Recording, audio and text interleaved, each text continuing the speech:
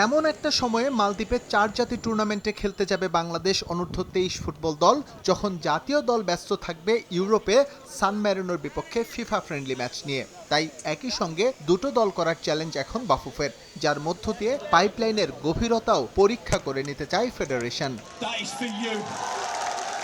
বিভিন্ন সূত্র বলছে জাতীয় দলের মূল ফুটবলারদের এই টুর্নামেন্টের জন্য বিবেচনা করবে না ম্যানেজমেন্ট। তাদের পরিবর্তে লিগে পারফর্ম করা তরুণ ফুটবলারদের এক্সপোজার দিতে চায় বাফুফে, যেখানে বড় একটা অংশের সুযোগ হতে পারে অনূর্ধ্ব 20 সাফ চ্যাম্পিয়নশিপ জয়ী দল থেকে। 20 টিম যারা করে আসছে, এখানের মধ্যে যারা ভালো খেলছে বা ভালো প্লেয়ার আছে, এখান থেকে 23-তে আমাদের বেশ কয়েকজন প্লেয়ার আসবে, কারণ এরা 20-23 পরেই তো আমাদের ন্যাশনাল টিম। তো আমি যদি 20 আর 23 পাইপলাইনটাকে ঠিক রাখতে পারি, সমৃদ্ধ করে বড় করতে পারি, তাহলে আমি ন্যাশনাল টিমে ভালো প্লেয়ার দিতে পারবো। এখানে আমাদের যেসব ইয়াত প্লেয়ার আছে এদেরকেও দেখতে পারবো, মানে দেখার একটা সুযোগ আছে।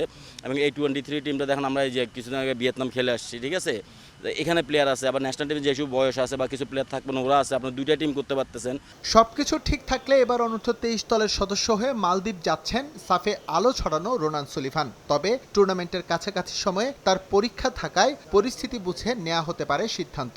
পাশাপাশি এই 4 জাতি টুর্নামেন্টের জন্য টিম ম্যানেজমেন্টের রাডারে আছেন আরও অন্তত 2 জন প্রবাসী।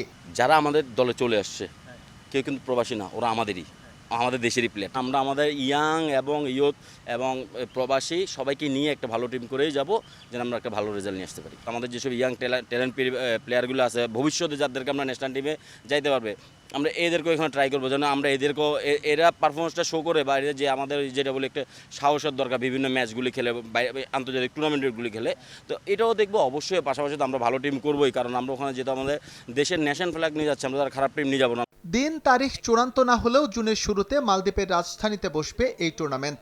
বাংলাদেশ এবং স্বাগতিকরা ছাড়াও যেখানে খেলবে পাকিস্তান ও শ্রীলঙ্কা। সবগুলি কিন্তু একসাথে চালাচ্ছে। এস এম ইকবাল, সময় সংবাদ, ঢাকা।